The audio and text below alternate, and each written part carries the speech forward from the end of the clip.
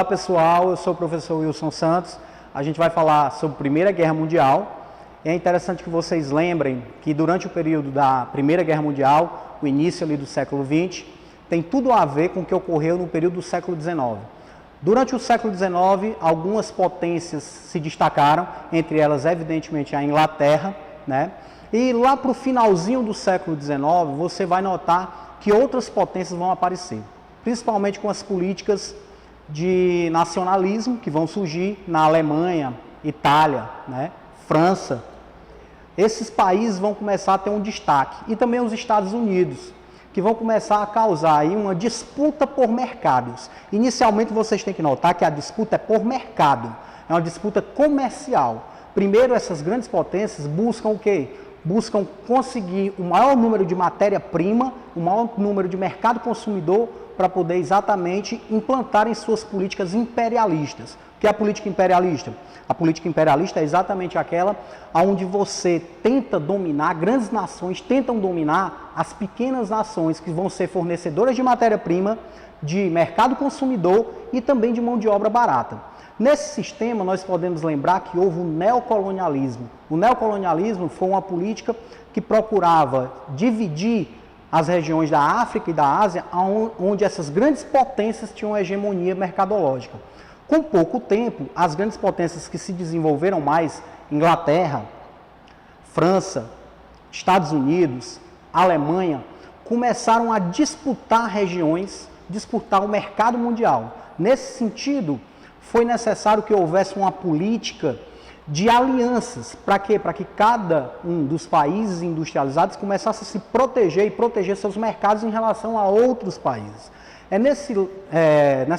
Exatamente nessa questão das políticas de aliança que nós vamos ter do lado da Alemanha a criação da chamada Tríplice Aliança. A Alemanha, tentando proteger seus mercados, cria a chamada Tríplice Aliança, onde nós vamos ter exatamente os países Alemanha, Império Austro-Húngaro e Itália, formando um grupo de 3, que inicialmente é um grupo comercial, mas que aos poucos vai começar a se armar, porque também vai surgir do outro lado a chamada Tríplice Entente, onde você vai ter Inglaterra, França e Rússia. Ou seja, estava formado exatamente aí um palco, um cenário na Europa, onde haveria uma briga de cachorro grande. Se você perceber bem, nós temos do lado 3 potências, do outro lado 3 potências mercadológicas, que agora vão começar a criar armas, a construir armas para proteger os seus impérios. Esse período, a partir de 1871, nós vamos chamar de paz armada. Bom, galera, essa política de alianças acabou gerando exatamente o que nós temos, a Tríplice Aliança e a Tríplice Entente. Você vai ter aí uma briga de 3 cachorros grandes de cada lado. E evidentemente, se eles estão lutando por mercado, eles vão começar a se armar. Esse período chamado paz armada vai gerar evidentemente uma animosidade entre esses países. Apesar de que inicialmente eles tentaram fazer acordos para ver se dava para continuar uma convivência entre eles, mas nós sabíamos, e quem estava na Europa na época sabe, que aquela luta, aquela disputa por mercado ia acabar em alguma coisa bem mais séria. Tem uma questão chamada questão marroquina, que foi uma disputa entre França, Inglaterra e Alemanha pela região do Marrocos, que tinham matérias-primas interessantes para eles. Em pouco tempo, a França começou a se aproximar da Inglaterra e a Inglaterra começou a apoiar a França, o que a Alemanha evidentemente não gostou muito, e com isso levou exatamente ao quê? A uma disputa maior ainda entre Alemanha e França. França acabou passando para a Alemanha o Congo, mas para que a Alemanha não quisesse mais disputar territórios no Marrocos, mas mesmo assim isso não acalmou os ânimos da Alemanha, que tinha intenções expansionistas, que tinha intenções de crescer. Inclusive a Alemanha tinha um interesse em construir uma estrada de ferro que sairia de Berlim e iria até Bagdá. Isso acabou, evidentemente, causando uma animosidade, uma preocupação por parte dos outros países e, principalmente, porque gerava aí uma preocupação com o chamado pan-eslavismo e com o pan-germanismo. Ou seja, de um lado, nós tínhamos nações que foram construídas pela a origem dos povos eslavos, onde estava aí Rússia, Sérvia, a Bósnia. E por outro lado, nós tínhamos um grupo de países constituído por pessoas de origem germânica. Aí nós temos exatamente a própria Alemanha, o Império Austro-Húngaro. O que é que isso vai dar? Acaba que o Império Austro-Húngaro, que era, no caso, um império que estava ao lado da Alemanha, no caso da Tríplice Aliança, ele domina a Bósnia, anexa a Bósnia. E a Sérvia, que é um paizinho que fica abaixo da Bósnia, vocês podem ver aí no mapa, ele fica exatamente próximo à Áustria e à Bósnia, que tinha sido anexado pela Áustria. Então, o que é que vai acontecer? A Sérvia, apoiando essa independência da Bósnia, visando esse chamado pan-eslavismo, ou seja, a libertação dos povos eslavos, ela começa a orientar a Bósnia nesse sentido de libertação. E surge, inclusive, até um grupo dissidente dentro da Áustria, que são os chamados Mãos Negras. Então, a Bósnia, que pertencia agora à Áustria, ela acaba causando um certo interesse por parte do arquiduque da Áustria, o Francisco Ferdinando, em tentar criar um grande império que uniria Áustria-Hungria, Bósnia, né? E, na realidade, ele, para tentar fazer essa política de ligação entre a Bósnia e a Áustria-Hungria, ele acaba fazendo uma visita até a Bósnia, na capital da Bósnia, Sarajevo, e lá ele sofre um atentado e é assassinado. Um jovem estudante, né, desse grupo chamado Mão Negra, acaba assassinando Francisco Ferdinando e sua esposa. Isso aí vai gerar o estopim da guerra. Veja bem, eu estou falando estopim porque o estopim é o que vai dar apenas acender o fogo da guerra, mas essa guerra já vinha se montando há muito tempo com as questões mercadológicas, com a luta por mercado, com a luta pelo imperialismo dessas grandes potências. Resultado, nós vamos ter, a partir desse momento, a Áustria-Hungria forçando a Sérvia a tentar dar uma resposta por esse assassinato do Francisco Ferdinando, porém a Sérvia, como é contrária à Áustria, não vai aceitar isso, e a Sérvia apoiada pela Rússia, enquanto a Áustria apoiada pela Alemanha, a Áustria resolve, então, iniciar a guerra contra a Sérvia. No dia 1º de agosto de 1914, a Áustria declara guerra à Sérvia, e aí a Áustria puxando a Alemanha e a Sérvia puxando a Rússia. Já dá para entender o que aconteceu. Nós vamos ter, então, a Alemanha puxando a Tríplice Aliança, a Rússia puxando a Tríplice Entente. A partir daí nós vamos ter o início da chamada Primeira Guerra Mundial. Por que mundial? Porque essa guerra vai acabar atraindo outros povos que eram dependentes dessas grandes potências da época. E isso vai envolver a Europa quase toda, partes da Ásia, partes da África, e não a América. Nesse caso aí, os Estados Unidos será privilegiado porque a guerra em si não vai ocorrer na América. Então, os Estados Unidos, nessa Primeira Guerra, ele vai atuar inicialmente mais como fornecedor de mercadorias para esses países da Tríplice Entente.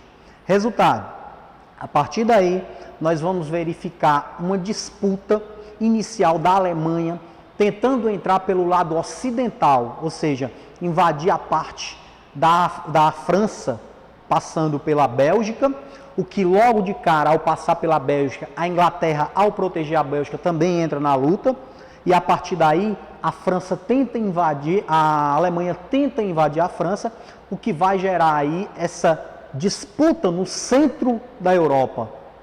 Aí nós vamos ter exatamente a Alemanha, a Áustria-Hungria logo embaixo, e a Itália formando essa Tríplice Aliança. A Itália depois vai sair da Tríplice Aliança e entrar para a Tríplice Entente, mas nós vamos verificar exatamente o Império Turco Otomano fazendo parte dessa Tríplice Aliança.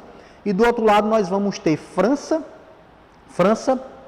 Rússia, ou seja, França do lado de cá, no lado ocidental, Rússia no lado oriental, tentando conter essa força alemã e austro-húngara, que fica no centro da Europa.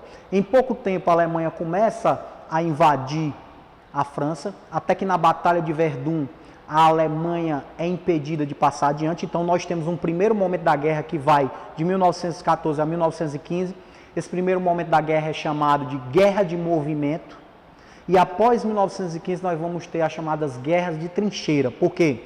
porque a Alemanha não consegue progredir, e a partir daí eles começam a cavar grandes trincheiras e as batalhas ficam cada vez mais violentas. O interessante é verificar que nesse período a tecnologia acabou introduzindo novas máquinas, novas armas, como tanques de guerra, metralhadora, o avião.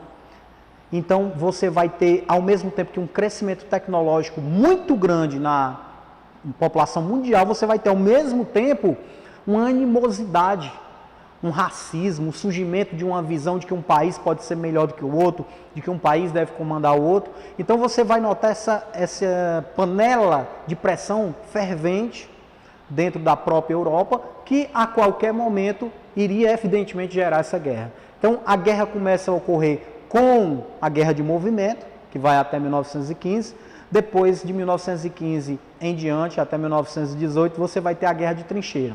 O interessante é ver que esse período foi altamente violento, porque nas trincheiras cavava-se o buraco, colocava-se o arame farpado dentro e sacas de terra, de areia, para poder proteger da bala, e às vezes a distância não era tão grande, então os soldados passavam dias e dias lutando, disputando, ouvindo tiros, bombas, o que causou uma série de problemas psicológicos para esse tipo de soldado, né?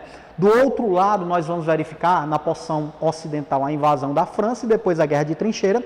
Na porção oriental, nós vamos verificar que a Rússia tenta invadir a Alemanha, porém a Rússia não estava num dos seus melhores momentos, ela estava ainda muito carente, uma situação política que realmente deixava muito a desejar, o que acabou gerando a Revolução Russa. Em 1917, a Rússia acaba fazendo um acordo com a França e saindo da guerra, e a partir daí nós vamos verificar que a Rússia sai da guerra e a guerra vai ficar nas mãos de Inglaterra, França e Estados Unidos, que fornecia essas mercadorias para a chamada Tríplice Entente.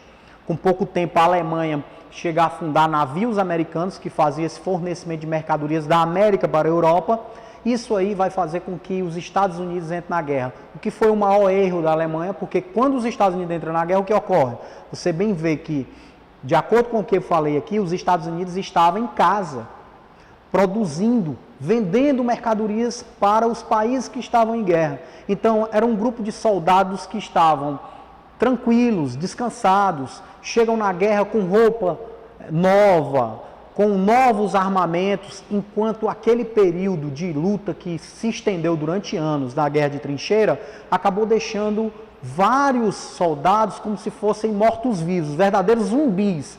Os Estados Unidos chegam então num período crítico da guerra e consegue definir essa guerra, e a partir daí a Entente toma a frente e acaba solucionando o problema da guerra, que vai ser assinado no ano de 1919, aí o Tratado de Versalhes, aonde nós vamos ter exatamente uma assinatura do fim da guerra, porém com pesados tributos, com divisão do território alemão. O que nós sabemos que essa animosidade ficou da Primeira Guerra para gerar o que nós chamamos de Segunda Guerra Mundial, que nós vamos ver nas próximas aulas. Ok, pessoal? Espero que vocês tenham entendido, espero que tenha ficado bom aí para vocês. Espero vocês nas próximas aulas. Até mais. Tchau, tchau.